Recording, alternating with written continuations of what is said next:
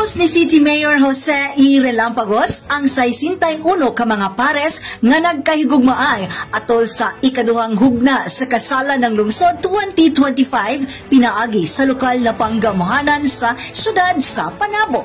Ilawom sa pagdumala sa City Civil Registrar's Office. Napuno sa kalipay, musika o emosyon ang Panabo City Gymnasium samtang misumpa ang mga magtiayon sa ilang gugma. Human sa kasal, nadawat nila ang libre nga token o guban pa ang giveaways gikan sa lokal nga panggamhanan. Mihatag og usa ka mensahe sa Philippine Statistic Authority Supervising Statistical Specialist o Officer in Charge Michelle O. Maringo diin iyang gipasiugda nga ang kaminyoon usa ka sagrado og lig-on nga panaghiusa nga gitugot og gipalig-on sa balaod.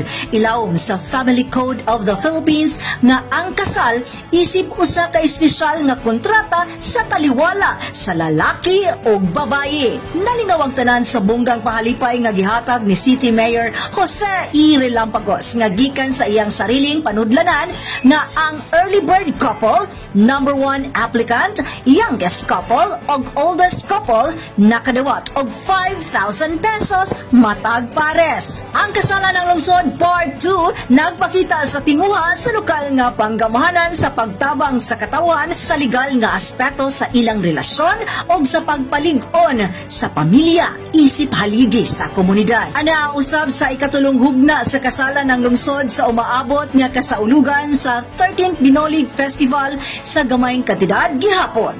Para sa dugang nga detalye niini, mamahimong bisitahon ang City Civil Registrar's Office nga nahimutang sa first floor Panabo New City Hall.